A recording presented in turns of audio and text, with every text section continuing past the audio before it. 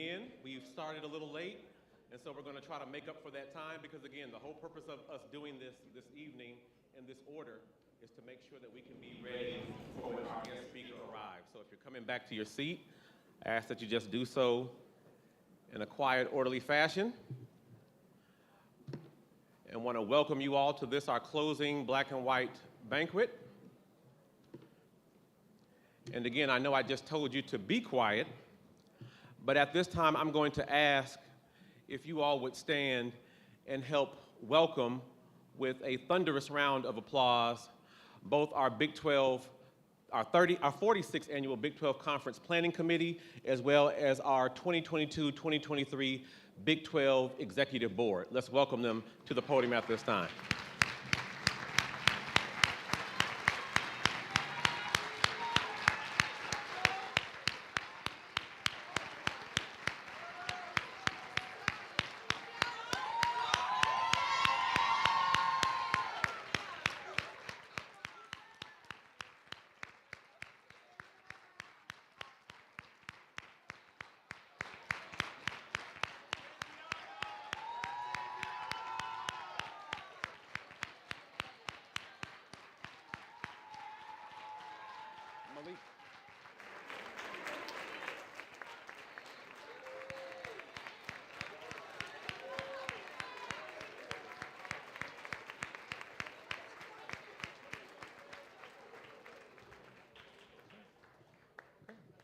You all may be seated.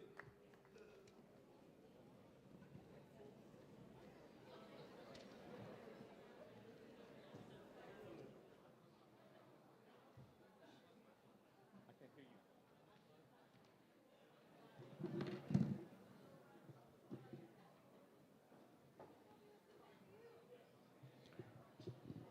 you. Again, good evening, everyone.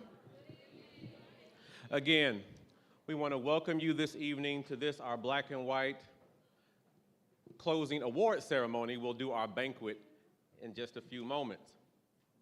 But before we begin our awards program, I would like to formally introduce the head table here this evening. So when I call your name, will you please stand and just remain standing?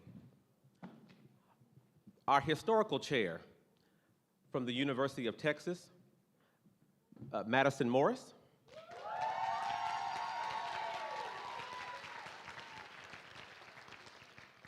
Our transportation co-chair, Jasmine Dawson. Our souvenir book chair, Tristan Davis. Registration chair, Mackenzie Stevens. Gospel Extravaganza Chair, praise the Lord, Amaya Montgomery.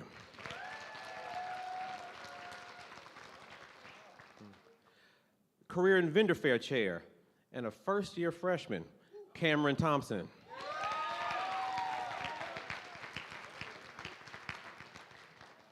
Okay, wonderful. Our conference secretary, Santiana Neal. Workshop chair, Cameron Key. Hospitality chair, Vanilla Davis.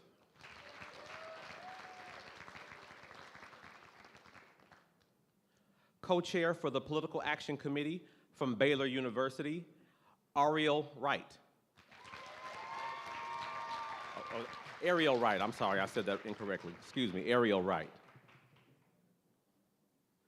From Texas Tech University, our co-chair for Conference Management Committee, Bria Taylor.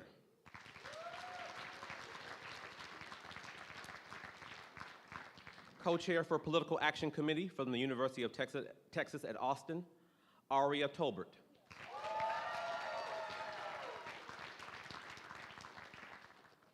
Treasurer and chair for our Finance Committee from Kansas State University, Malik Jenkins.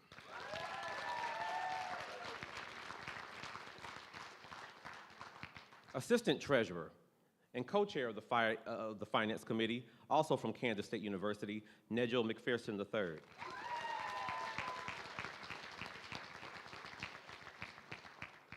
Vice Chair for our Big 12 Council on Black Student Government from the University of Texas at Austin, Elena Harris.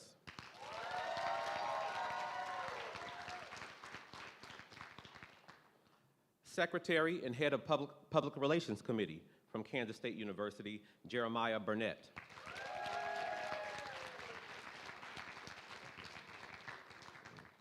Chair for the Big 12 Council for the 2022-2023 year from the University of Texas at Austin, Zion James.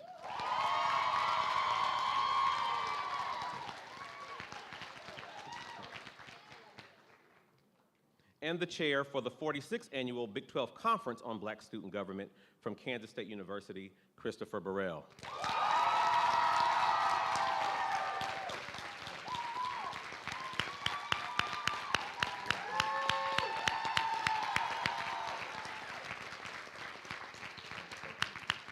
Thank you all.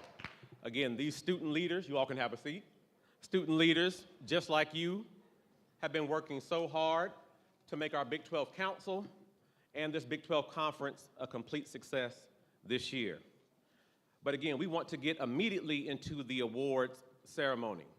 But before we begin, I do want to make sure, before I take my seat, that both students and advisors know that we not only have awards for our Big 12 universities, we have awards for all of our non-Big 12 universities as well.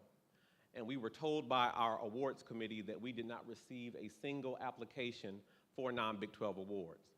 I sum this up possibly to, again, COVID, and again, some of that institutional knowledge being lost. But I'm hoping that after this year, when we go to Big 12 next year at Iowa State University, that we will see several non-Big 12 schools apply for several of the awards that we're going to give out this evening. So just please make note of that.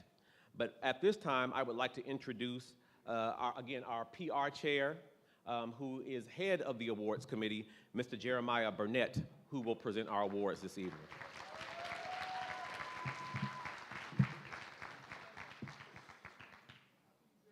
Thank you. One second. Good evening, everyone. I hope everybody enjoyed the conference today. I hope you all made it here safe, and I hope we all have a wonderful night tonight. I want to first call up my committee. If you guys can all stand up and stand next to the awards to my left, please. The PR committee. Yeah.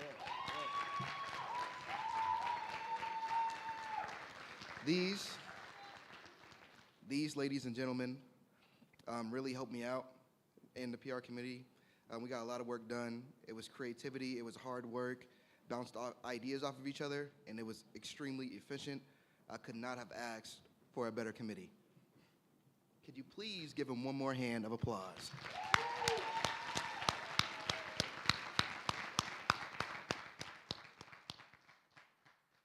Now again, as Mr. Clark said, there was no non-Big 12 applicants, and due to COVID, that's understandable, but I do encourage non-Big 12 schools to apply for these scholarships, because you never know. You never know when you need $1, so a thou wow means a lot. That's $1,000. Oh my, that's a bar, sorry. that was a bar, hold up. Sorry. So we're gonna start off with our individual recognition awards, and we're gonna start off with the Derek Burt Big 12 Outstanding Freshman of the Year Award. And that goes to Noah McPherson at Kansas State University.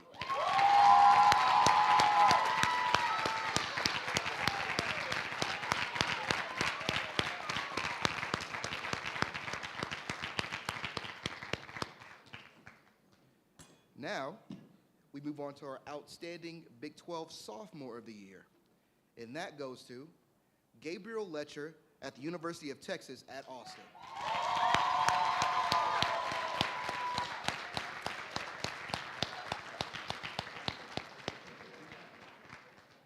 Good job, brother. Go to this table over here. My bad. Got you, brother.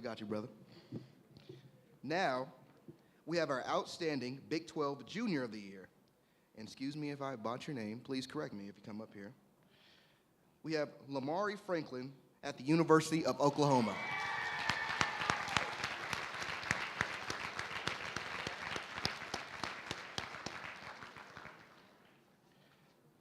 And for our last individual recognition award of the portion goes to the Outstanding Big 12 Senior of the Year. And this goes to Zion James at the University of Texas at Austin.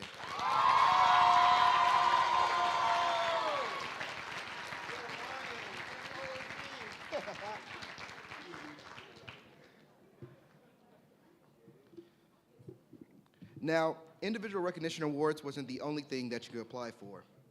Next, went through individual cash awards, and this one is a little bit more, I wouldn't say rigorous, but a little bit more steps. Not only did you have to have the GPA requirement and an essay fire enough to, catch a little bit of attention, that you also had to have a recommendation letter as well. So if you think you're the truth, you have to get somebody else to agree with you.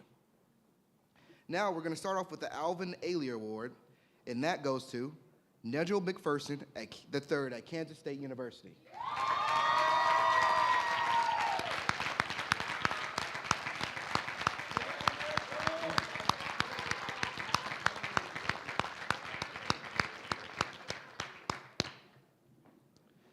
The next individual cash award is the Barbara Jordan Award, and that goes to Serenity Holmes at Kansas State University.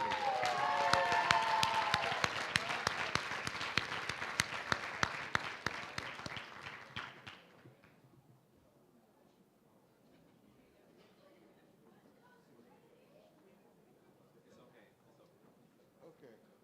No, thank you. I appreciate that. That's love. Next is the Martin Luther King Jr. Award, and that goes to Chris Burrell at Kansas State University.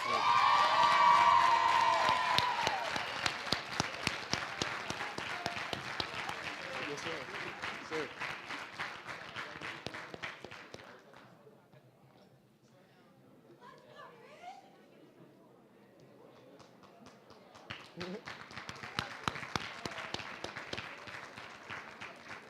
Okay. Next, we move on to the Mickey Leland Award. And that goes to Yana Mountain at the University of Texas at Austin.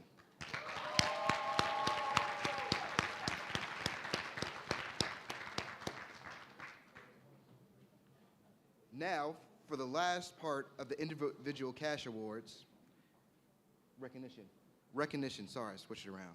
Recognition award is the Most Outstanding Advisor of the Year Award. And that goes to Brandon Clark at Kansas State University.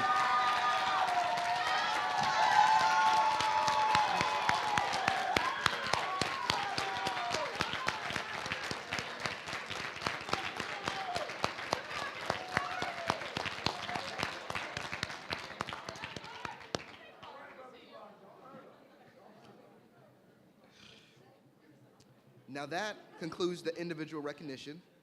Now we move on to our last part. Now before I start, these goes to the council awards. And I want to recognize last year's winners first.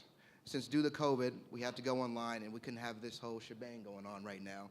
So I would like to recognize them first tonight. So first, we have the Most Improved Big 12 Council of the Year of 2022. And that goes to the University of Kansas.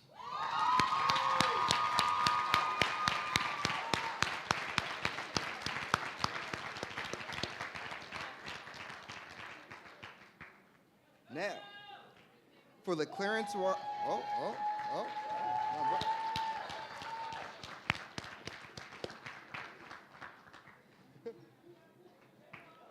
Now, for the Clarence Ryan Outstanding Big 12 Council of the Year of 2022 goes to Kansas State University.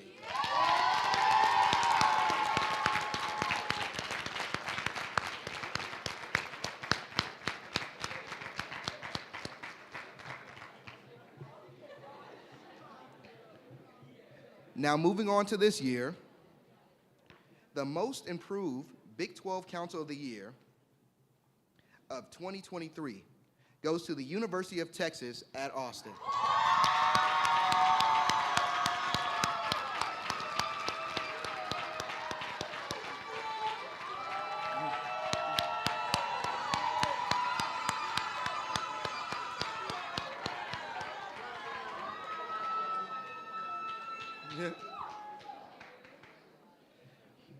Now, before I announce this year's Big 12 Council of the Year, I want to first acknowledge and talk about the most outstanding Freshman Action Team of the Year award. Taking a bunch of freshmen and freshmen leading each other to be a part of a community and impacting it as hard as they can, and leaving a namespace for everyone around us. These freshmen took the charge. These group of freshmen, whichever school they're from, decided to step up and be a leader early and wanted to make an impact as soon as they can. Everybody in this room has untapped potential, and I can't wait to see what we can do in the future. So for the most outstanding Freshman Action Team of the Year goes to the University of Oklahoma.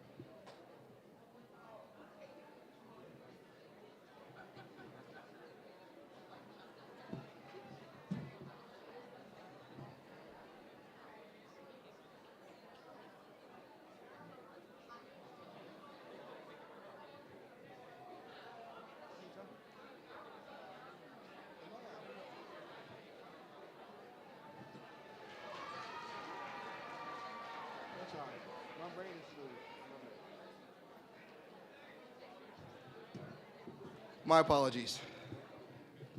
Now, for the Clarence Wine Outstanding Big 12 Council of the Year of 2023 goes to Kansas State University.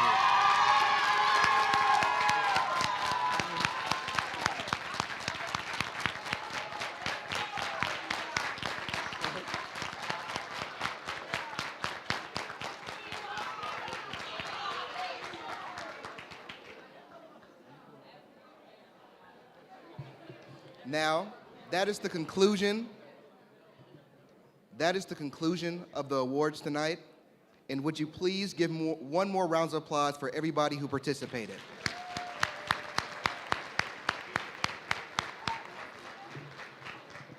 Now, I welcome back up Brandon Clark to take it over.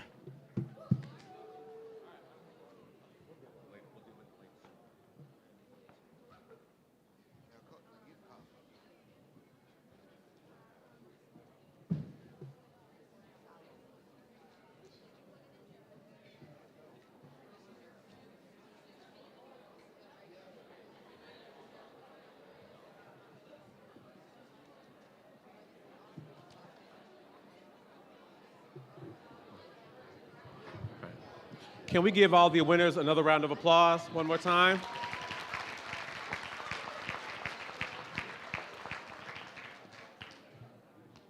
And again, next year, we want to see all of our non-Big 12 awards given out, and there were several other awards that could have been given out as well. Again, look for that awards packet as part of registration as well. And look over the criteria and apply.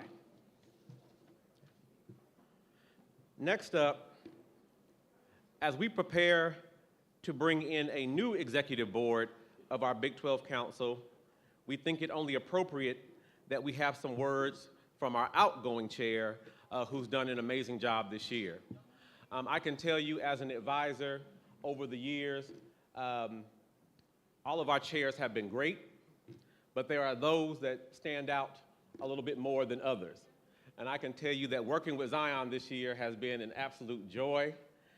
He would call me several times throughout the year just saying, Mr. Clark, I want to ask you a question. Mr. Clark, am I bothering you? I'm like, no, you're not bothering me, Zion. What's the question?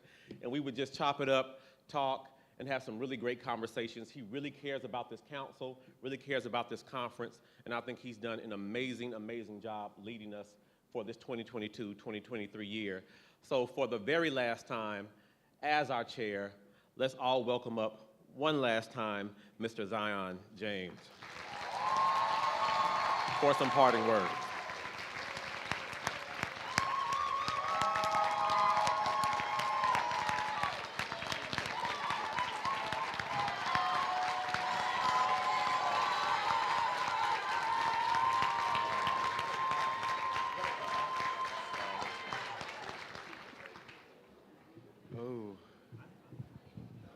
All right. So I'm gonna try to keep it real brief because I know I can ramble.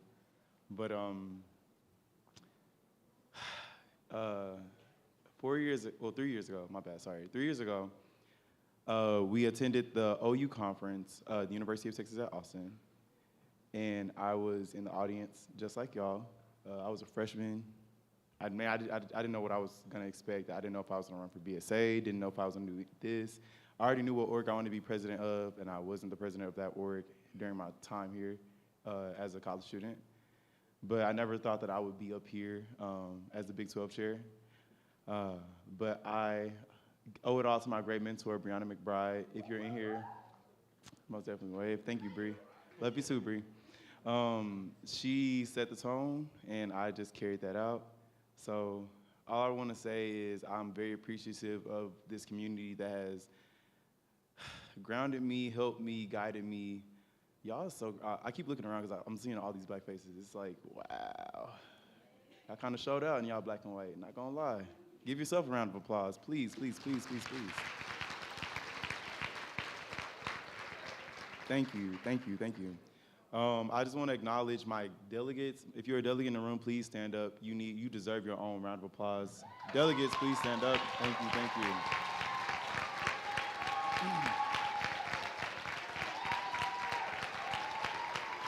Yes. So, yep. So the delegates, they worked very diligently and very hard to make a lot of things happen. If you decide to end up becoming a delegate for this upcoming year, you will see the changes that we made. I am so proud to say that I led this board. Honestly, I know they say you need a chair, you need a president to guide you, but as much as they needed me, I needed them. And without this, I wouldn't have nothing would be possible. I can only thank God for all the things and the spaces that he's blessed me in within this delegation and council. Though I'm not gonna be here in an undergraduate capacity, I'll still probably be here because I'm going to grad school at either UT or U of H, and you already know how that's going, so I'll probably still be here around next year. So this is not a goodbye at all, so y'all still gonna see me. But I just wanna say thank y'all so much for coming out. This is the first conference we've had in 3 years, and I don't think y'all understand the importance of having a space where black students can learn how to be better leaders, better people, better humans on this earth.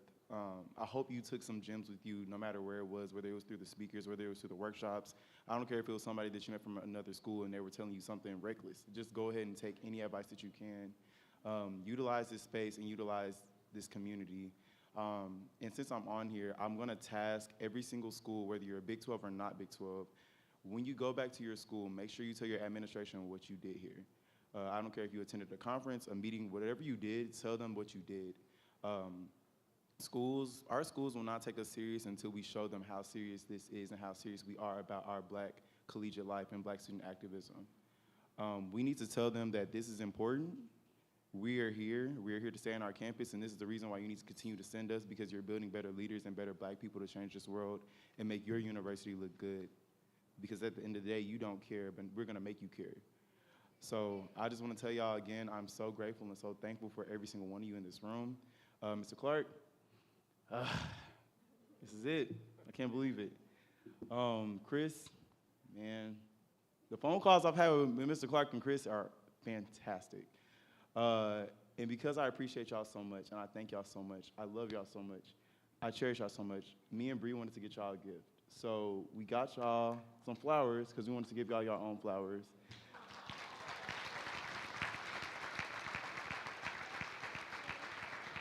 We also got y'all a card, too.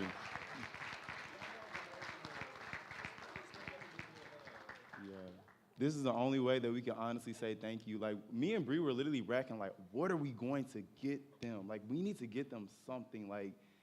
Y'all don't understand. Chris has held this down for 5 years. I don't think y'all understand, that's so important. Chris has been through everything, and he's never left. And I can't honestly thank you so much for that. Seriously. And Mr. Clark, thank you for just guiding me, because it was so many questions I had. I was so scared of this position. Everybody was telling me to run, but I was like, what am I gonna do? I barely know parliamentary procedure and this, that, and the third. But you guided me through this, and I just couldn't thank y'all enough. And I'm so appreciative for y'all. I don't think y'all understand. I may not express it, but I really thank y'all. To the University of Texas, y'all know I love y'all, and I appreciate y'all. Thank you for guiding me. Thank you for humbling the heck out of me, and I appreciate y'all for what you do. Besides that, let me stop and get off of here so we can listen to Ms. Tamika Mallory. Y'all have a great rest of your night. Please be safe, and I pray over traveling mercies for y'all back to your campuses. And please go back and be the change that you want to see, because that really matters at the end of the day. We are the change that we want to see. So yes.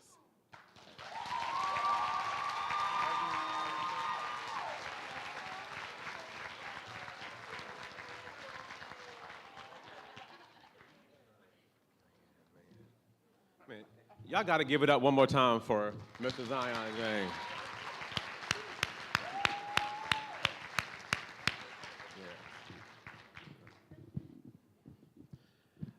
Now, here I am supposed to be this amazing advisor, and realized in my rush to get here, I didn't print off the new exec board for this upcoming year.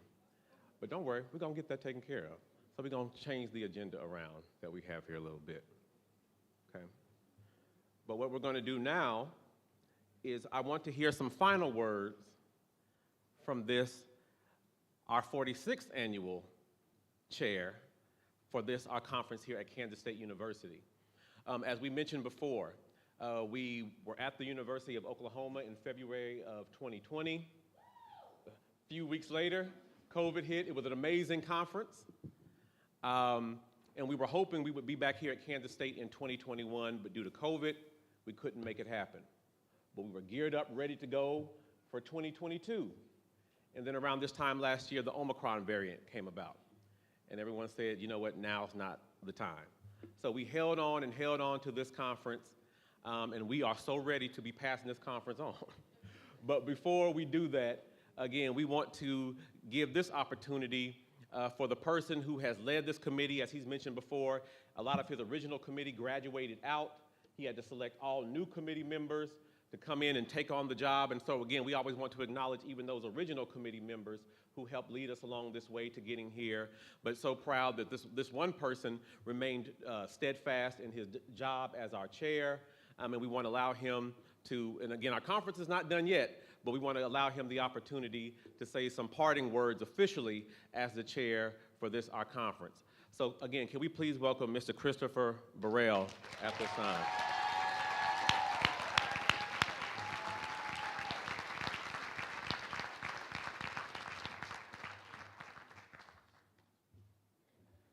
All right, I know y'all have heard from me from quite a bit throughout the weekend, so I promise to keep it as brief as possible. But again, I'll be completely remiss if I didn't speak on serving as chair for 5 consecutive years. When Mr. Clark first pulled me into his office, I was 18 years old. I'm 23, so don't age me too much, but I was 18 years old. And he said, Chris, I want you to be the Big 12 Conference chair. And he went and he talked to me about it, and I looked at him, and I said, okay, and I nodded. And he was like, what do you think? I was like, well, let me call my mom. I had just came fresh out of high school. I was a mechanical engineering freshman student, and I wasn't quite sure what this entailed. However, me and her talked about it, and I ended up agreeing to be the Big 12 Conference Chair on Black Student Government. And at that very moment in time, I quite literally changed the trajectory of my college career and of these last 5 years. In addition to that, I also want any of my old committee members, if they're here right now, to stand up. So not the ones on the stage behind me, but any of my old committee members, if you're in the room, please stand up. All right, so they are unfortunately not here. It looks like they're on a little bit of CPT, so we'll give them a little bit of applause anyways.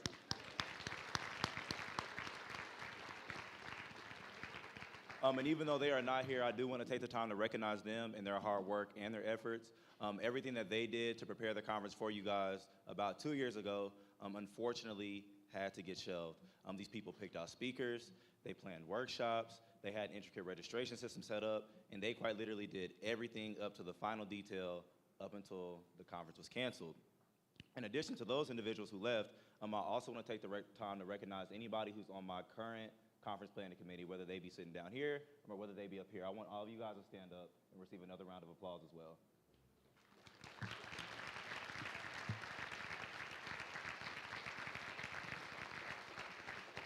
Each of these individuals work extremely, extremely, extremely hard to abide by whatever it is that I ask them to do. I'm a very strict conference chair. I will say that. In addition to being a strict conference chair, I'm a very demanding conference chair. And I say these things is because I demand black excellence from everybody who serves on this conference planning committee. This is more than just a job. It's more than just something they signed up for. I refuse to let anybody be on this committee or be on my BSU executive board without being the most authentic, black, and excellent version of themselves. So with that being said and doing that, sometimes it might get a little bit challenging, and it might get a little bit hard, but regardless of everything that I pushed them to do and become, they've each stood by my side and created this amazing event for you all today. And in addition to all those things, as if I wasn't busy enough, my senior year rolled around, and I felt as though my community needed me. So I made what some would call the crazy decision to serve as the conference chair and the BSU president of the Kansas State University Black Student Union. So with that being said, at this time, I'd also like for my executive board to stand up and be recognized as well.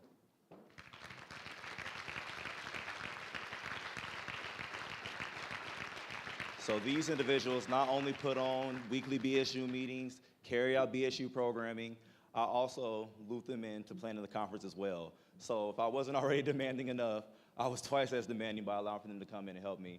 So thank you so much to each and every single one of you individuals. I know I've been receiving a lot of praise and recognition for the event being planned, but I absolutely would not have been able to do this without each and every single one of you.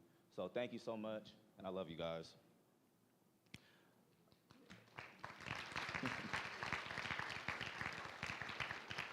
And lastly, before I leave, I'm a big proponent of giving people their flowers while they're still living.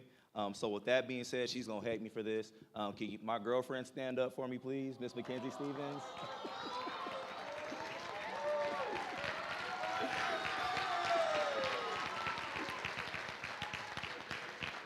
So amongst everything that we have done, she has taken on the bulk of everything that I cannot take on. Not only is she my registration chair, not only is she my personal therapist, not only does she keep me in line, but this is the love of my life right here. So whenever I need anything, whenever I need somebody to be there for me, she's been that person. She's been the same thing that's held me down. So thank you so much. I love you and I appreciate you.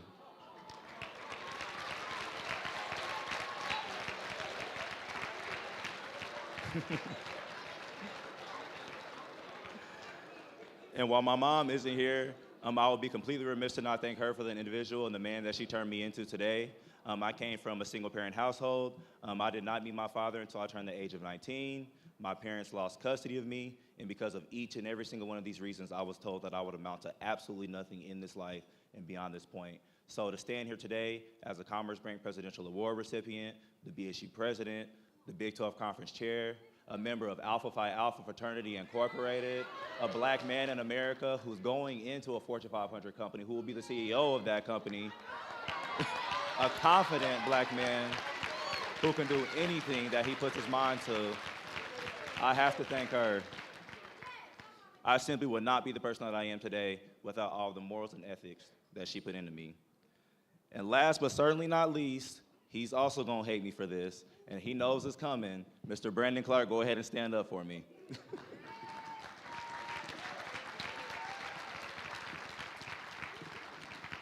Mr. Clark has held me down time after time after time again.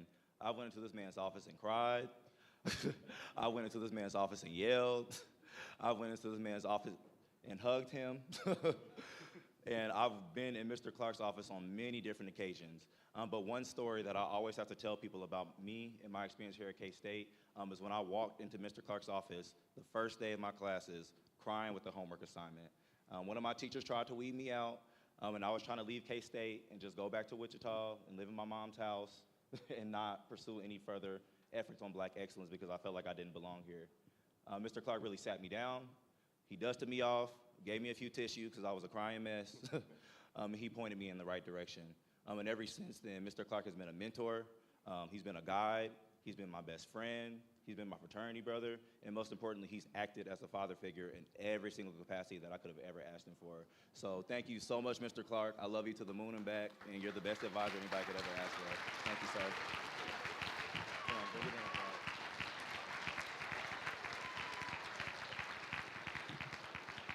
And then my last thing, as this will be the last time you guys will be hearing from me, I really want to thank each and every single one of you for coming to the 46th Annual Big 12 Conference on Black Student Government.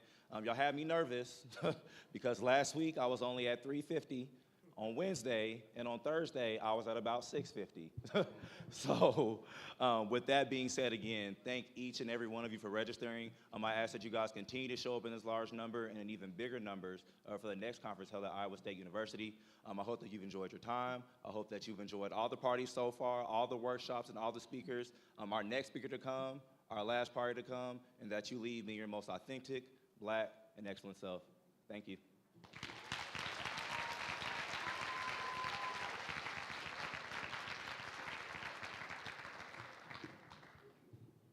Again, one more time, Mr. Christopher Burrell, our outgoing chair.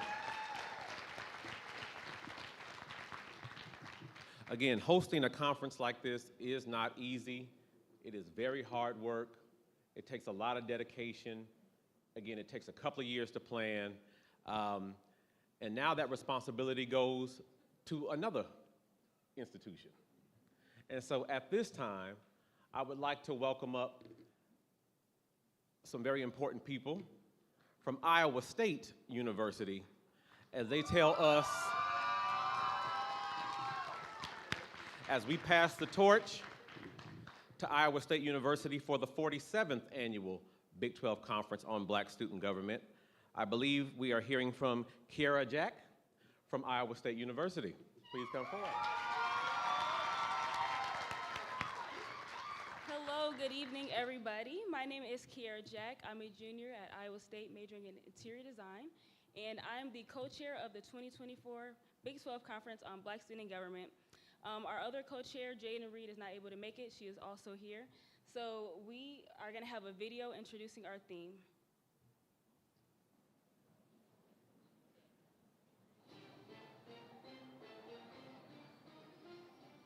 Good evening and welcome to CSG on Channel 12 with your host Jayden and Kiara. Today we are announcing an upcoming event for Black students at predominantly white institutions. We would like to turn our attention over to this video, which will talk more about the event and the event theme. Day and night they follow me, force me to rely on the steel society that they made me to live in, adapting to their environments, appearing in suits, badges, and camo. My biggest concern is making it past 18. Emotional wars with myself is I can't describe the feeling when I see another black person stripped of their life, becoming the villain because this bullet's gonna cause people steadfast in any anesthesia.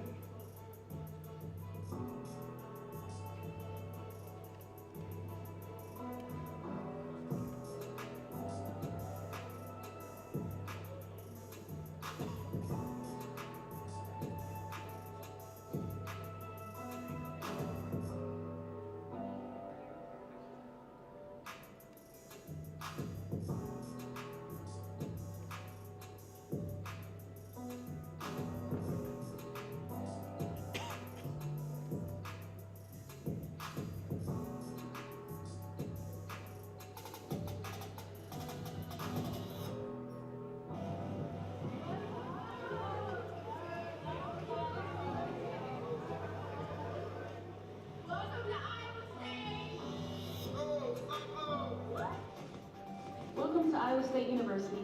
On behalf of the entire planning committee and as chairs, we are so excited to be hosting the 47th Annual Big 12 Conference on Black Student Government.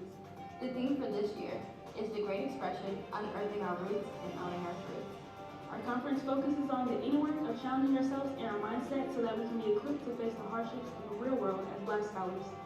How can we educate ourselves, learn appreciation as Black people, and unite as a community to understand the whole Black diaspora? We're anticipating meeting you all and hope that you will have the best time during your stay at Iowa State University.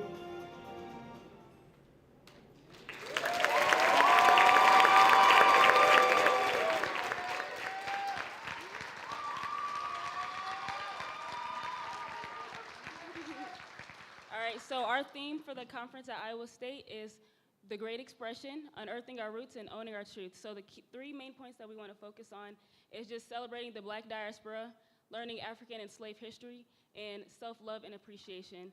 So we thank you guys, and we look forward to seeing you guys next year at the 47th Annual Black Student Conference on sorry, Big 12 Conference on Black Student Government. Thank you.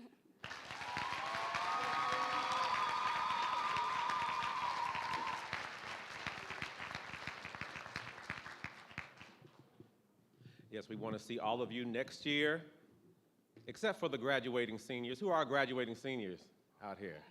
Okay, good. Well, congratulations to all of you. We want to see all of you get to that point as graduating seniors. But for those of you who are not graduating, we want you to get prepared, and we want to see you in Ames, Iowa next February for, again, our 47th annual Big 12 Conference on Black Student Government. Can't wait to see all of you there. At this time, again, we're going to allow for some time for me to get the winners of this year's executive board, but it is now almost 6 o'clock. I believe dinner is ready. And so what we're going to do now is we're going to ask you to go out to the food lines and get your food. For those of you who won those freshman, sophomore, junior, senior awards, Malik, our treasurer, please come and see him before you get your food. We need to get your collect some information from you so that we can get your payment to you, okay? Okay, and we have one more announcement. Hold 1 second, please. So for this food line back here, if you go to that door, please make sure you go in through the far door and leave through the closest door, if that makes sense. So if you're going in through this food line, you will not be going in through the same door that you went in through earlier. You'll go the next door down, go inside, and leave out through the closer door. And then that lady back there in the red, she'll explain that to y'all when y'all get back there. But just to make the announcement and give y'all a heads up. But now, you all are dismissed to go eat. This line is normal? Yep, that line's normal.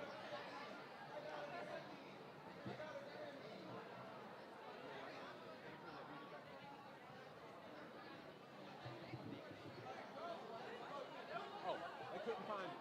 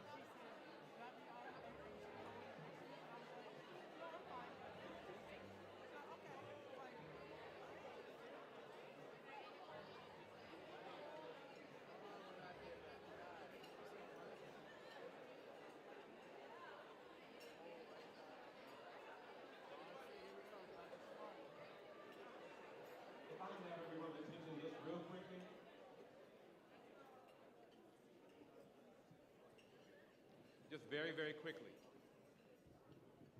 Please continue to enjoy your meal. Just a few more announcements before we let you get back to your meal or get back to talking.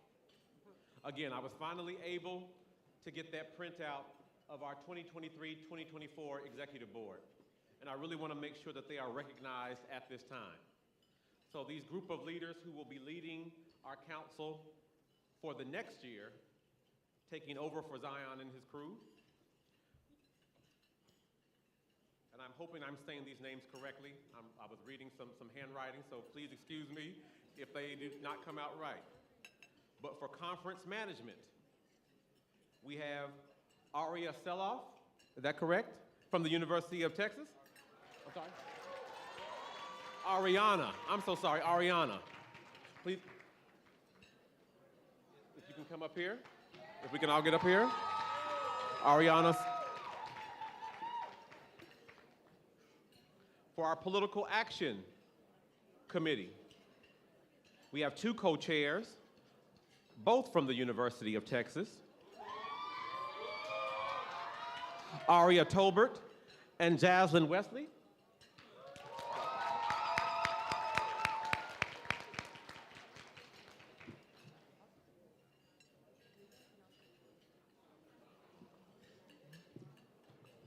Our parliamentarian who will keep us in order, from the University of Oklahoma, Rita Yanku.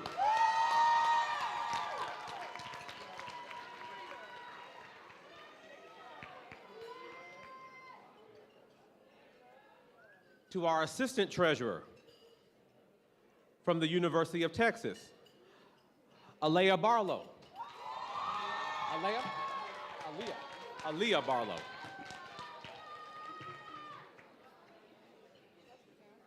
Yes, just scoot on down.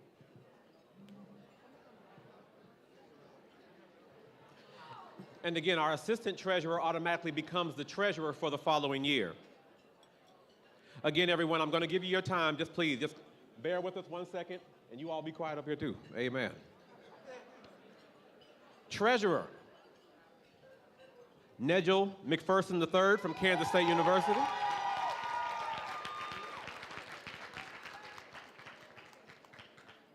Our secretary, also from Kansas State University, Max Sine.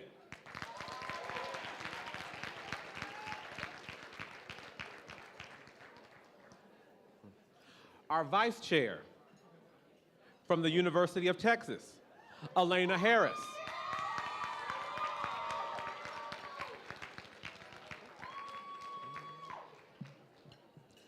And last but not least, the person who will lead this council, Max, you can come on up. The person who will now lead this council for the next year, Miss Madison Morris from the University of Texas.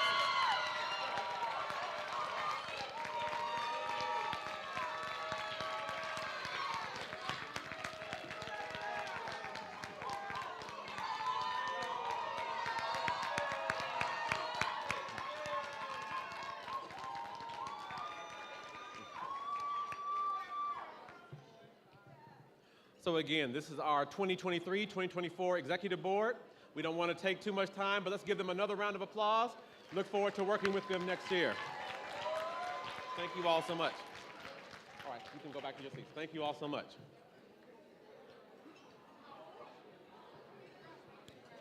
Also, we have an announcement from our chair. Did you have something to say, Zion? Okay. Let's please give him our attention at this time. Sorry, y'all. One last final thing. I was instructed by Mr. Robert Page, one of our amazing past advisors of Big 12, that remember how we were talking about how we brought high school students here and there, the scholars. Y'all want to know what it's named? Y'all want to know what it's named? The Brandon Clark Big 12 High School Scholars. It just goes to show you the greatness of Mr. Clark, y'all. So please get standing ovation, please. Please stand, y'all. Please, please, please, please, please, please, please. Thank you so much. I really appreciate it if we all stood. You guys, thank you, thank you, thank you. You deserve it, you deserve it, you deserve it, you deserve it.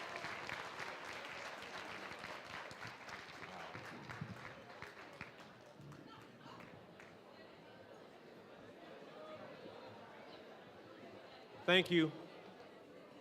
And if you all would just allow me 1 second, please, just 1 second. Just one more second, guys, I promise, just one more second. I've had so many people say some very nice things about me, but I would be remiss if I did not mention the person whose shoulders I stand on. When I came into this council, the person who was the advisor, the person who I looked up to, the person who I went to with the questions, and I'm still going to this person with questions today as advisor, and he is still helping, is none other than Mr. Robert Page.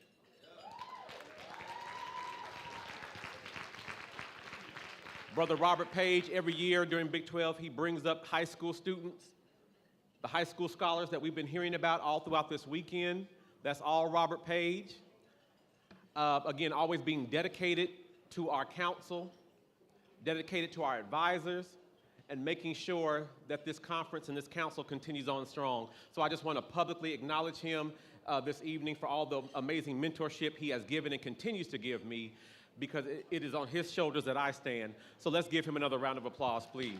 Thank you, Brother Page and the Harbor Institute. Continue to enjoy your meal, and in the next few moments, we'll be hearing from Ms. Tamika Mallory. Thank you.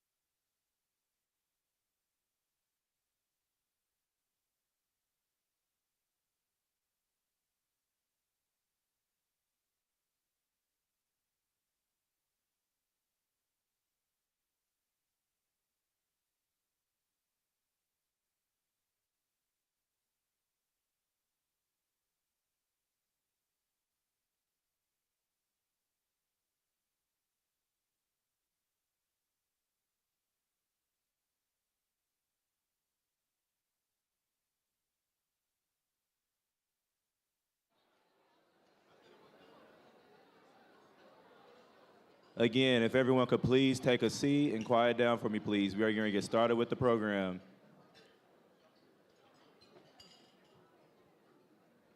All right, we are going to get our programming started with a video. So again, if everyone could please be respectful of the individuals around them, and let's keep our voice level to a minimum, please. We are going to go ahead and jump right into our programming. Thank you.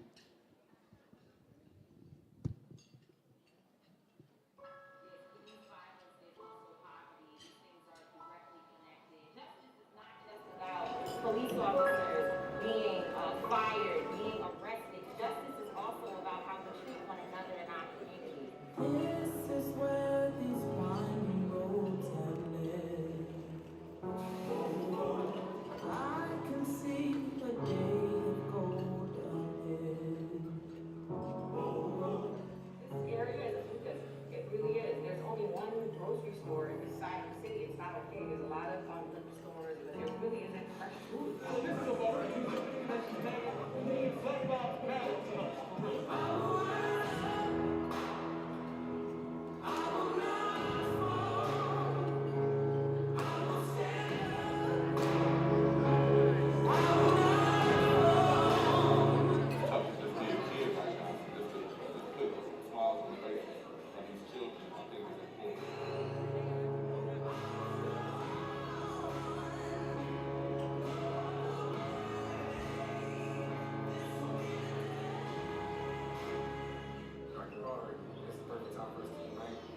Together for a cause such as this. 50 million Americans don't have jobs right now, and they still are giving us $5 and $10. They need to know, so I'm going live to ensure that folks see our work actually being put in.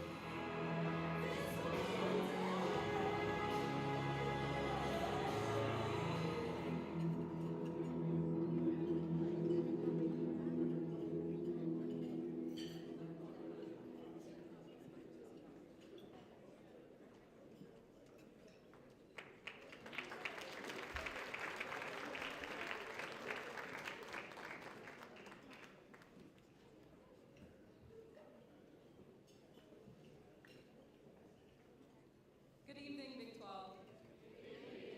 My name is Layla Bias, and I'm a freshman here at Kansas State University, majoring in animal science, pre-vet option, and I'm from Fort Worth, Texas.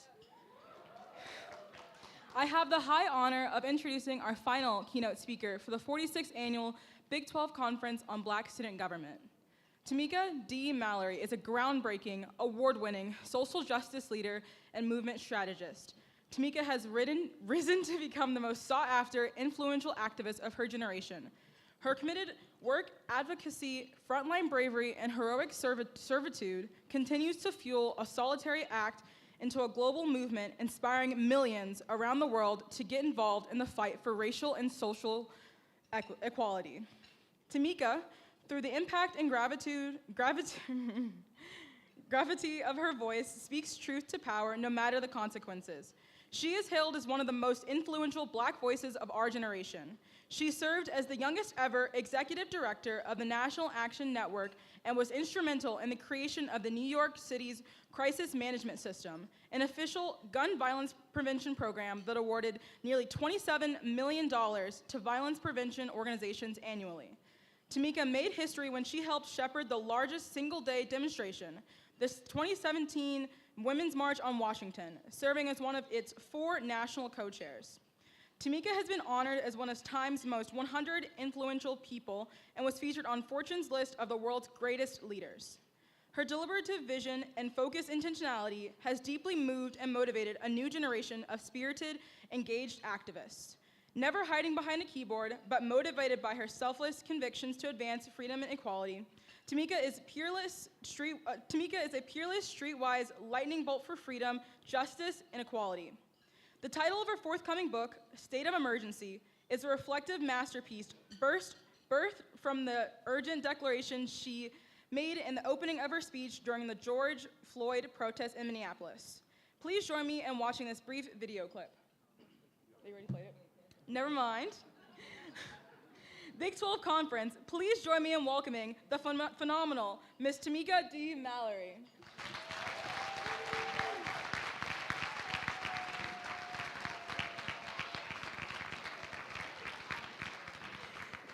Thank you very much. I appreciate you. The bio is clearly too wordy. I text my staff and said, rip this up and make it 2 sentences so that in the future, we don't have to take so long to go through folks' accomplishments. You should be able to tell what I do just by seeing me every day and watching my work in the community, and that's how I prefer it to be. So I appreciate you reading my bio, but my bio is truly in my work and my love for our people. What's up, everybody? Y'all look real good. Oh, okay, I knew I would get a little rise out of y'all. Y'all look good. I saw, a few people looking good. I want to know where some dresses came from and H&M does the job. H&M definitely does the job. I wish that sometimes when I go to other cities and I visit like Dillard's and those stores that they don't have in New York City because we are the capitalism of the world, and they don't have those stores there. I find things, I'm like, why can't I find this at home? I have to go to the South and to other places to get the good deals and the great products. So I'm happy to be here and happy to be with all of you. I thank you all so much for watching the video, which showed you a little bit about what my organization does every day. And that particular video is from Louisville, Kentucky, where Until Freedom, my organization, moved for 4 months to help Breonna Taylor's family and the local community fight for her to get some form of justice. And while we have received so many blows, we felt so many blows there in Louisville, if you were watching and following, it seemed like Breonna Taylor's name would never be recognized in the ways in which it should, especially from the government in terms of acknowledging what happened to her and also making a commitment to right the wrongs. And certainly I was one of those who felt like, what are we doing? Like, why do we keep fighting and turning around and the results are not getting us where we need to be? And so I went home after 4 months feeling really, really unsure about this work and why I continue for almost 30 years to stay on the battlefield.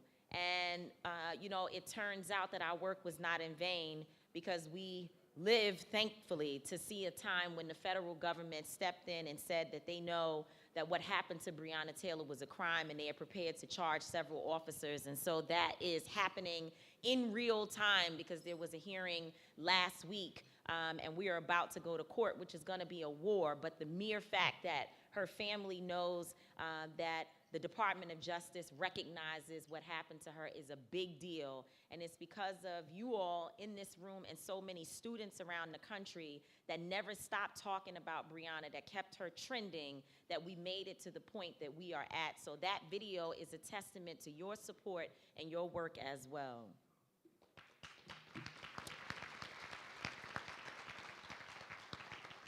So I'm really grateful to the staff and faculty and all those here at Kansas State for having me, but I am extremely excited after learning about what the Big 12 Council does, thinking about how our Black student unions and Black student governments around this country are being charged with continuing to build, strategize, grow, and be active. To be activated, because hopefully that's what the Big 12 Council does, right? Get together to talk about not just being in a good group, but what does this group, what does the organizing mean, and where can it take us as a people? Students have always been at the center of every movement. I know you know that. I know you've been hearing it. Especially Black students become the most important people in the country whenever there are elections, and particularly presidential elections happening. That's when you become so important. In the rest of the time, when folks need to be focused on how to get you the resources you need, how to make sure tuition is affordable, how to give you access, they know where to be found for the most part. But as soon as they're running for office, Black students across the country become the most hot commodity ever. So you should know from that there is power. But power means that we have to know what to do with it. And I was asked to speak about state of emergency tonight, which is my book, and also what I believe is the current state of where we are in this country. Hopefully, I'm able to spark in the minds of all of those who are in this room after you have spent these last days being together, celebrating, strategizing, again, building community with one another, that hopefully something I say helps us to push forward in this war that we're fighting in the state of emergency around this country. Now, I did say celebrating because I hope you are also having fun. I want to say at the onset that I do not believe in a resistance struggle that does not include us being able to enjoy ourselves, to take a moment to laugh, to breathe, to enjoy. I have a particular slogan that I say all the time. I said it on Breakfast Club one day, and it became a thing that I believe that we can twerk and work, because I certainly do that. I absolutely do that. I was sitting in Harlem at a very famous restaurant called Sylvia's. How many of you have ever heard of Sylvia's restaurant in Harlem? Oh, that's a good thing. That's beautiful. A restaurant, great legacy. So I go there all the time. It's like my kitchen, because, I'm not home enough to do the type of cooking that I would like to do. So I go there and I hang out, and it's like my Cheers, if anybody in this room. I see some folks that might be old enough to know when you go and walk into your spot, they say, "Hey, Tamika, yeah, it's my spot, Sylvia." So I was sitting there one day, and this young black woman walks by, and she looks at me and she goes, "You know what? I know who you are." And I'm used to that. There are people around the country, they know me, they say nice things to me. But this time it was different, because she was like, "I know who you are. You're the girl that twerks and work." And I said, "It's working. It's connecting. Like, I'm getting somewhere with this slogan." Because too often we live in trauma that causes depression, that creates additional issues that are outside of, or we already have enough problems in our community, enough things that we're dealing with. And then when we start trying to be in this struggle, working for justice, working for our rights, trying to make our lives and those coming behind us better, we create more trauma, unfortunately, for ourselves and one another, because it's the nature of the business. It's the nature of what we do. And somewhere along the line, it became a thing that you couldn't dress nice, have a good time, go out, have fun, and celebrate life as well. And I am one of those people who is here to say that we have to push back against that narrative, that if you are enjoying your life, somehow you're not also focused on this work. Do not allow that to be you. Make sure that Black joy is at the center of what you do every single day. Every single day. If my son was here, he's 23 years old, he would say, "You have too much fun," and that's the problem. He wants me to sit my 42-year-old self down somewhere, so.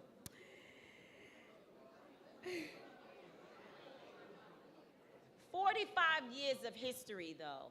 That's important. We have to always acknowledge legacy, ladies and gentlemen. Jay-Z said legacy, legacy, legacy. Black excellency, baby. You gonna let them see. And we have to acknowledge legacy. Sometimes when we get involved in organizations, when we take on work, when we become a part of something, we believe that it starts and ends with us. But 45 years of work, 45 years of building, of strategizing, of people making the commitment to bring folks together for space, for community, that is powerful to sit here in this room and be part of it. Because I would imagine that 45 years before, people wanted to do it, but they were not allowed. They had to fight for us to be in this room today to have these conversations. So you are not just a part of something that's happening that feels cool, but you are actually carrying a baton, and you are a part of a legacy that you are responsible for carrying and passing on to the next generation. That is very, very, very powerful. And I know you all feel it, right? We're tired. We're tired. Every day there's a video. Every day there's a situation. You feel like, well, hey, I'm in this, I'm a part of the council, I'm here at this session, but when I get back to my school, when I get back to my community, what will it really mean? Will it actually materialize and be clear and evident and tangible to me and my colleagues, my brothers and sisters, and people who look like me who need change? I feel it every day. I feel frustrated, and I was telling you, all just a few moments ago, that we become important at certain times to certain people, and we're not important in other times. We peep game. We get it, right? We know that they show up because they need something from us, and they give us all of these excuses and promises that they do not even intend to keep. I would prefer somebody that I know wants to do what they say. But a lot of these folks don't even want to do what they're telling you. They're saying it because they know it makes us feel good. And we have to figure out when we're in these spaces, how do we hold people accountable? That has been one of our biggest issues.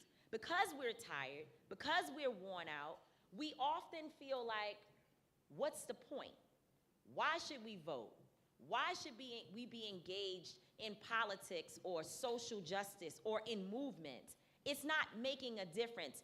And I tell people everywhere I go, it's not that we shouldn't be involved. It's that we get involved, we give something, and we don't demand something in return. And a demand is not just saying it and posting on social media, but it is continuing in groups like this, whether it's virtually or however is necessary, to organize and hit the pavement and say, these are the demands we came up with, these are the things we want, and I know you saw us twerking and having a good time, but while we were doing that, we were also making sure that we communicate with one another. We're gonna keep the promises of what we met about. That we will not leave this space and forget it, and it was just a good conference, but that it does not materialize into good organizing work. That is the job of meeting in a room, because you know and I know that everywhere that Black folks are, we need a meeting. We need a meeting in our families, we need a meeting at the school, we need a meeting at the church, we need a meeting in the State House, we need a meeting on street corners, we need a meeting in strip clubs, we need a meeting everywhere Black people are, because everywhere we are, there are challenges that only we can fight to change. Nobody else is going to be as responsible for fighting for our issues as we are, and they're also not going to be more committed than we should be. So we have a responsibility to keep the process moving forward. And again, I get it, it gets tiring. Sometimes you feel like we've already done that. Our ancestors did it. So why in the world would we still have to continue to fight these ugly fights and these ugly battles? Just this past week, I decided I'm quitting. I'm back now because I showed up. But I was quitting this week because I sat and I watched one day the Buffalo mass shooter in court. And that was a very emotional situation, just seeing the shooter, just seeing what the families went through. And I won't say how I feel it because I know I'm here at college and I'm gonna be careful not to say how I feel about the man who ran across the table, but I'm not gonna say. Y'all know what I'm thinking though, I get it. I'll just put it that way, I get it. But that was emotional because I know that man, I'm sure, the Black man that tried to charge, y'all know what I'm talking about, right? That tried to charge at the shooter, he's going through some things now. You don't get to just jump up in court and be emotional and try to run and attack somebody. He's going through some things right now. He made a conscious decision in his mind that this is a moment where I have to try to do something, not because he was just mad, but because these people lost their elderly family members. Somebody shot their elderly family members to death while they were going to the supermarket. I watched that happen. I was already traumatized. And then days later, the Michigan shooting happened, where 8 people shot, 3 people dead, and one young lady in particular happens to be my friend's niece, young Ariel. You all know Delicious. the entertainer, you know her, that's my sister. And here her niece is, and you wonder, why out of 50,000 students, her? Well, why not? It could be any one of us in this room at any moment. So that broke me. We ended the week watching 5 cowards walk into court to plead not guilty with one of their black attorneys that I saw. He looked just as cowardly as them, trying to help them plead not guilty after beating Tyree Nichols to death. I quit. It's too much. It's too much. It's an overload. And I know all of us that's in this room, sometimes you just want to check out. Then, if you're on social media, there's more drama for you.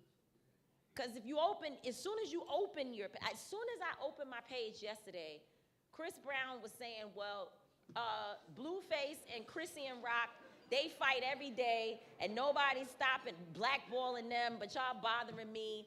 And then Blueface was back to say, don't put me in it, do your own time. Like, it's just every day, there's something on every single level. Y'all are laughing, but you know what I'm talking about. Soon as I opened my Instagram page, I was like, what is done happened now? Something every single day. It's overstimulation. It's too much for any one person or one group of people to have to take on. And burnout becomes a part of this. We all experience, and that's why I talked about that Black joy, because we all experience the burnout of the constant bombardment of just stuff happening all the time. I'll tell you one thing about this room, though, that makes it easier is leaning on others and knowing that it is not your job to carry the entire movement, but it's actually our job to carry a baton and pass it to the next. But you can't pass something that you haven't built and made sure that it's strong. So again, that's a part of the work and a part of why we're here. Now let me tell you this quick story. Last year in April, I went to Africa. And I traveled there. I was there for 3 weeks. First, we started in Egypt, then we went to Ghana, and we went to Kenya. And I learned a lot about struggle while I was there. I learned it from a deeper perspective than what we learned here in the history books, which we're going to talk about that in a moment. But I learned a lot about struggle. And understanding what happened to us in that place, and then how we got here, and ultimately how our existence has continued in this space, I realized that my book and my title, State of Emergency, is more relevant now than it's ever been before. Because while there have been great strides and accomplishments, we are still dealing with the remnants of enslavement and bondage. It has not yet been broken. And I know I'm telling you things that you already know. But people ask me, why did you call it a state of emergency?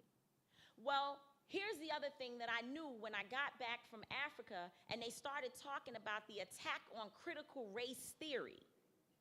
So you all know they started some months ago. It was all about critical race theory. They tried to make it seem like critical race theory was being taught to elementary school kids, right? That was the goal, was to make parents feel worried that a kindergartner or a first grader or a second grader was learning this material.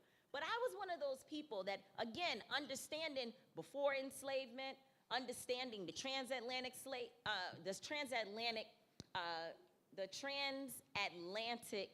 slave trade, understanding that, and then understanding our existence in time here and knowing all the roles of the people who've been involved.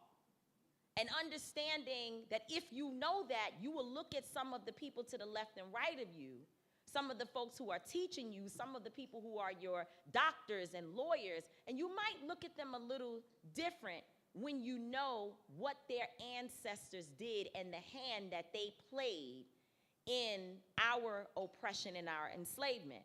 Why is that important in this conversation around state of emergency?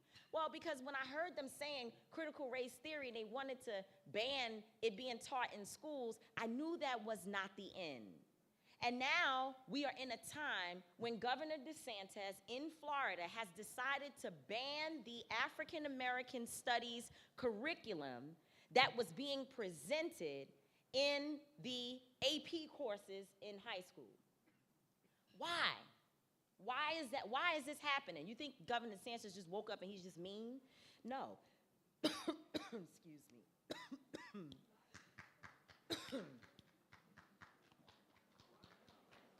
Thanks, that's encouraging. Super encouraging. While I'm choking to death, like, you know. But I appreciate that. Keeps me going. But do you think that he just doesn't like us? No. Excuse me. I have had allergies since I got off the plane here. It's really weird. But anyway, it's not that he just doesn't like us. It's that they don't want the history to be taught for a particular reason. They don't want their children to know it. It's not that they don't want you to know it, because they assume at some point you're going to get access to something. Grandmama going to tell you something. You're going to meet a teacher that's going to tell you something. You might find something online. It may make you read a book. You might pick up the autobiography of Malcolm X. You're gonna find some little bit of information. Even the most unconscious of us know a little bit. What they don't want is their children to know their history. Did you catch that? Because they try to make us think it's only our history. But it is not our history alone. There are players, characters, who have had a role in the oppression of Africans here in America and Africans around the globe. They don't want you to know that. I don't have TikTok, but I remember during the presidential election, Kellyanne Conway's daughter, a teenager, was on TikTok every day in the house with her mother. She would just turn the camera on and say, "My mother's a racist." You guys remember that? She was like, "My mom is a racist. This is wrong. She's supporting a bigot." And I promise you that they got, and her mother one day finally slapped her and the phone down to try to stop her because she was doing it often. And I've been told by people there were other kids, white children, doing it as well. That is the biggest threat to those individuals who want to hold the power in this nation. That their own children will become aware of what has happened to us, and that we will begin to come together to fight back against injustice. When Dr. King was marching in Selma, he wanted to make sure that the front line was diverse and that they went when they knew the cameras were going to be there, and that they would be walking across the bridge when they knew that Bull Connor and those very violent racists would be there as well. See, they believed in confrontation that was so blatant that everybody could see it. It wasn't just kind of like how some of us do now. We're doing social media posts, and half of us are under a fake name and hiding our profile, so you really can kind of pop in and say what you want and pop out. That really doesn't work for this war that we're in. Do we all agree we're in a war? We all agree that our communities, and too many communities, the LGBTQIA community, our immigrant brothers and sisters, we're all under attack at the same time.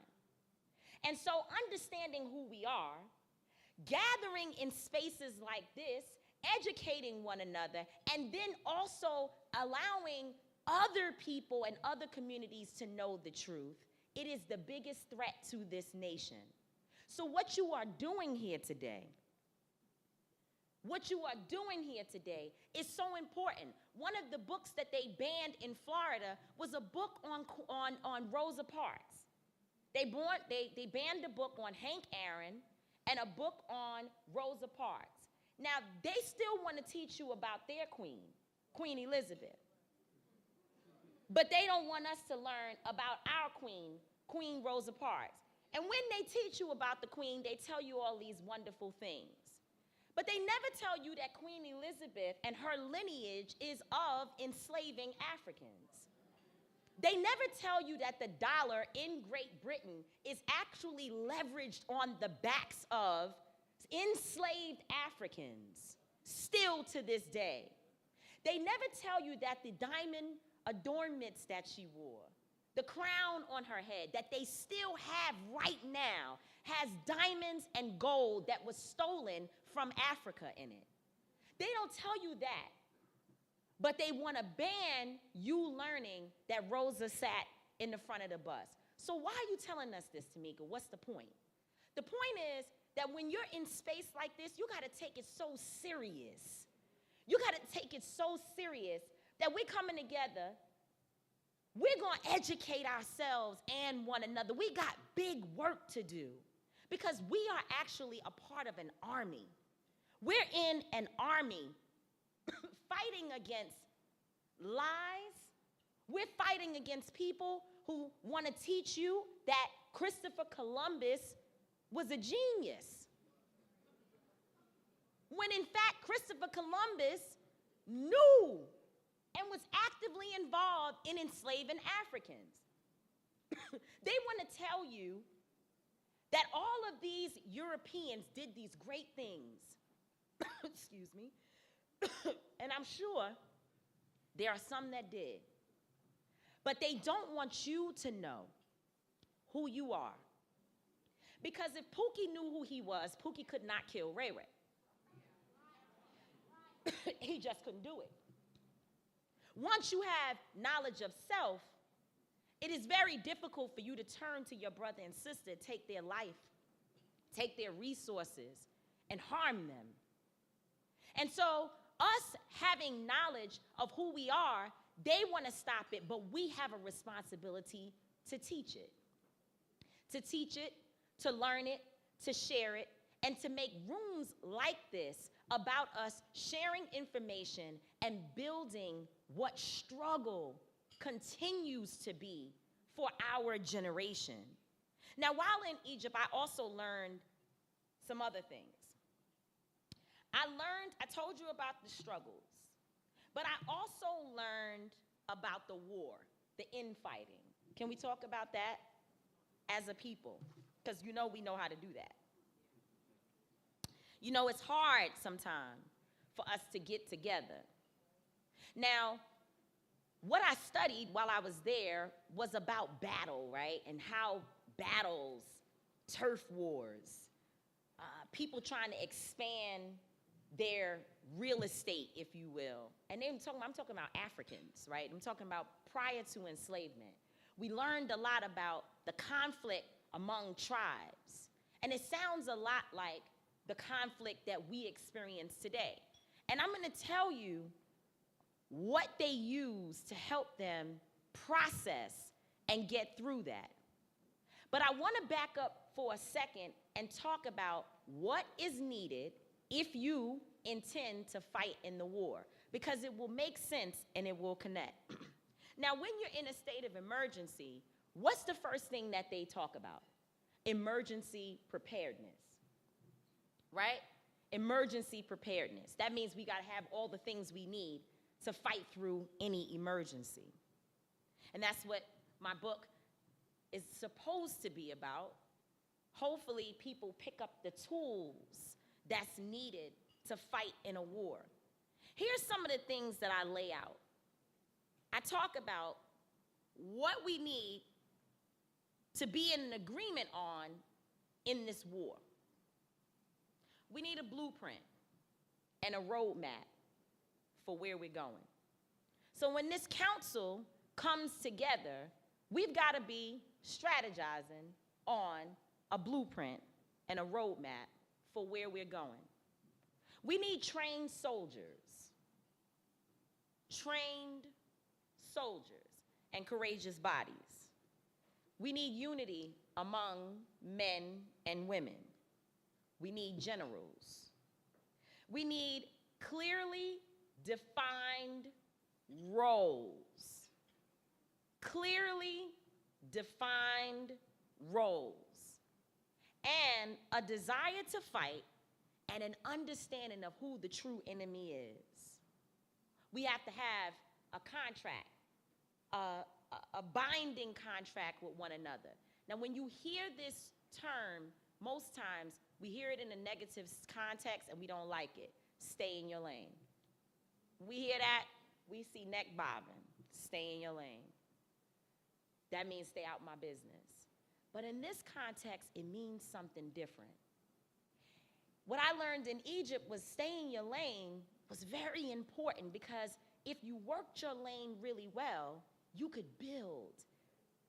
Look at the pyramids, one of the 7 wonders of the world. How did they do that? They did it because they knew when they were going to do a task, to complete a task, that people had to stay in the role that it has been assigned to them or the role that they chose to work in. But like with everything else, conflict breaks out, because sometimes people decide, I want to be in that lane. I want to work in this area. I don't necessarily trust the leadership of those individuals who are working in a different space. And so they created, or they had, principles. And brothers and sisters, this for me is the most important thing that I can say to all of you tonight. They had principles. They had among them, in their contract between one another, they had principles that they stood by that helped them to overcome challenges. Now, this is the part for me that, I love bad sisters. So there was a goddess named Mayat. A goddess named Mayat. And she had priests under her. But she was a bad sister because the principles that she lived by became the law of the land. It takes a black woman to be in space. If you want to do anything, you need a black woman to be at the forefront with you, helping you to bring it to fruition. Brothers, that does not make you weak, it makes you smart. It doesn't make you weak, it makes you smart. I see them now, they're on the internet talking about A$AP Rocky. He looks weak standing behind Rihanna. Why did they? Because it was her moment. Because she is a superstar, and because her husband is smart enough to know that if she does well, we do well. It is not for us, to take away from one another, but instead to use our strengths, all of our strengths, to grow and go. So the Mayat, an Egyptian goddess, and it's her principles that they live by. Here's what I want you to ponder. What were the principles? Let me drink this water again. My apologies.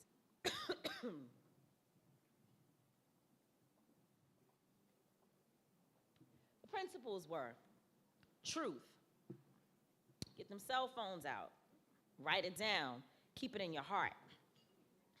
This is big for me because I'm working on it in every one of these areas, in my personal leadership.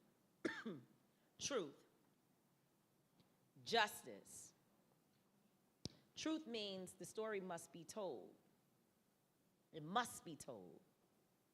Justice for me means that we don't get to just let people get away with hurting us and they don't have to be accountable for it. So we must demand justice. Harmony. Harmony among our people. Harmony. And by the way, truth and justice don't just apply to outside forces. It applies to holding us accountable and being truthful to one another as well. balance. There must be Black joy in the center of the struggle. There must be family in the center of the struggle. There must be rest in the center of the struggle. There must be a fight in the center of the struggle. Order. Order. We can't just be all over the place, brothers and sisters. We can't just be running wild and everybody wants to do something different. We have to have order. Now, unity doesn't mean uniformity.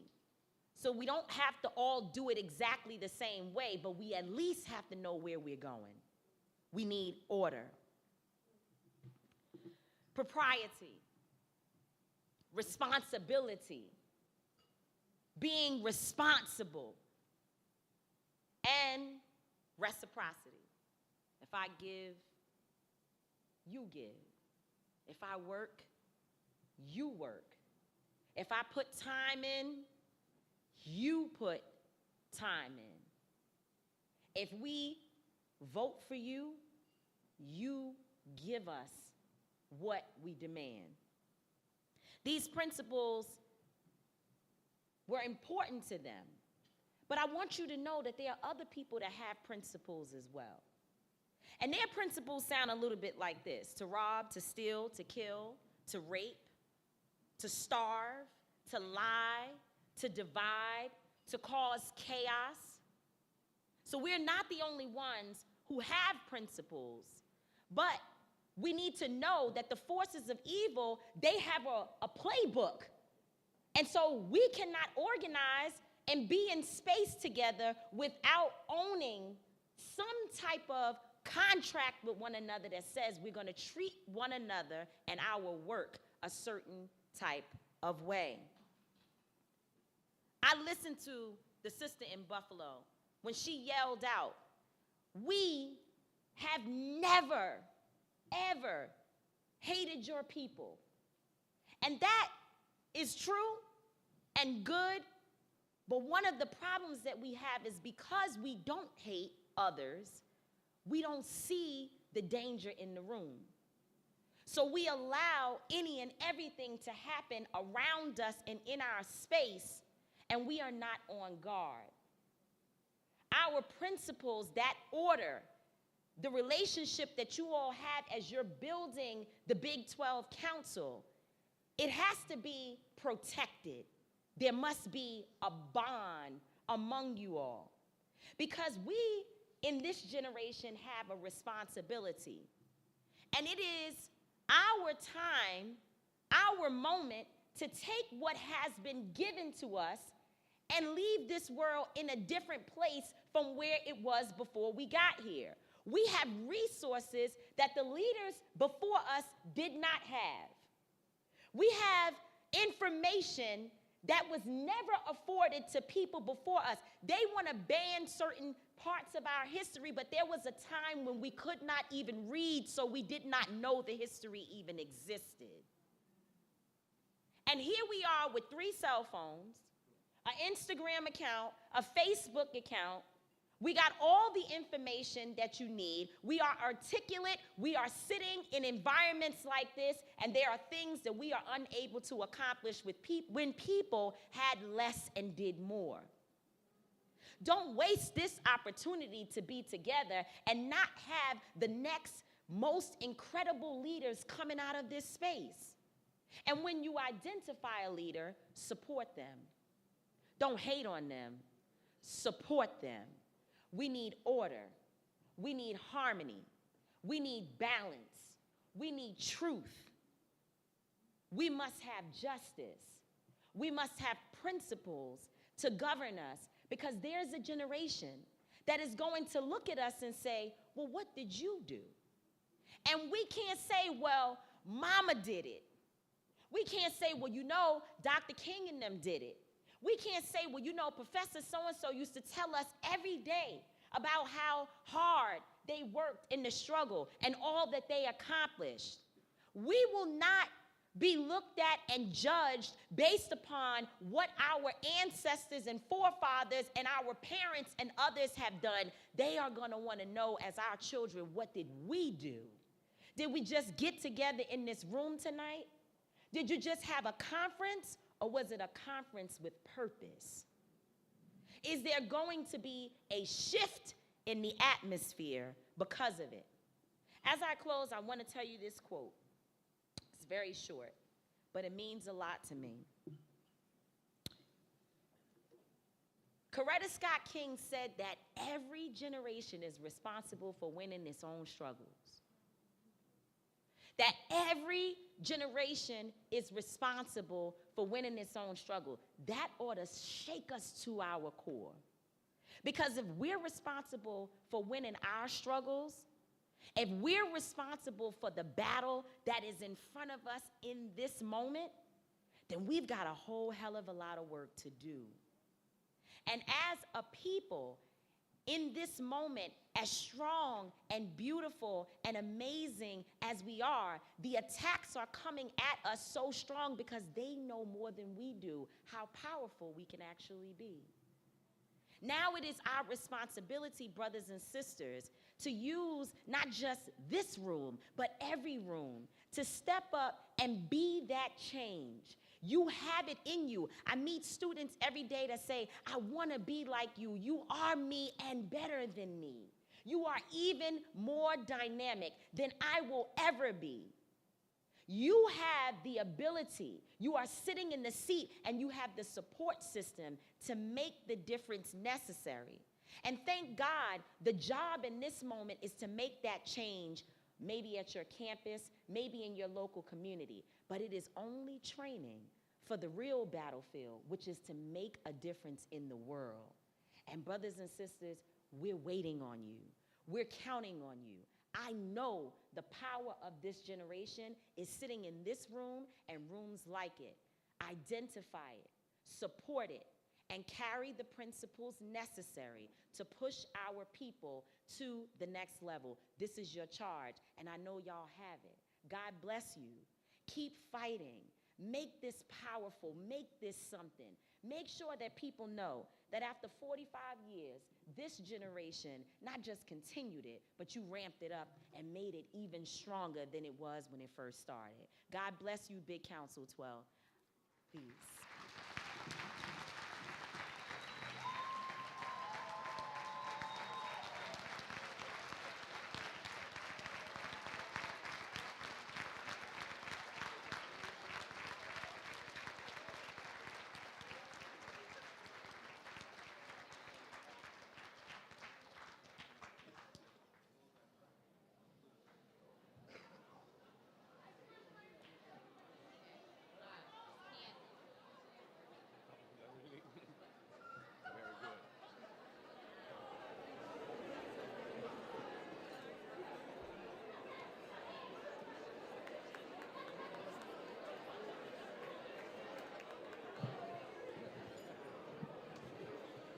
Can we please give Ms. Tamika Mallory another round of applause?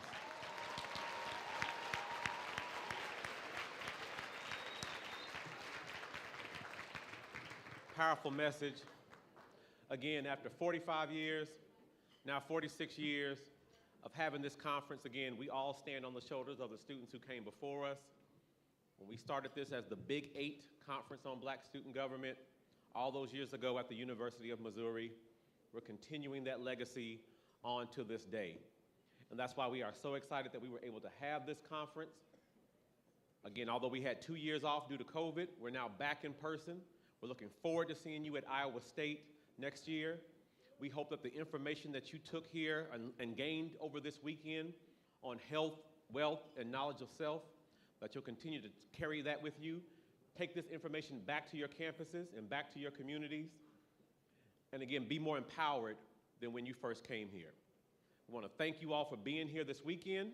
Again, Ms. Mallory is going to be able to stay here for a few moments and take some pictures. We ask that so as many people as possible can get through. You can't stay and talk and give your life story. Come in, take your picture, and we're going to keep it moving, okay? Because we have to get her onto her car ride.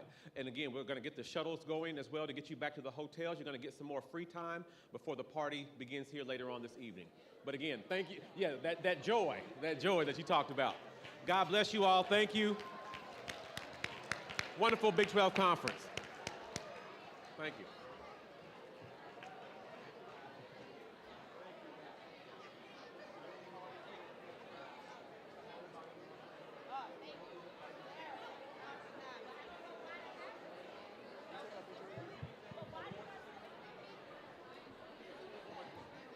If you want an award, we need to get you back over here, please, for a picture, as well as to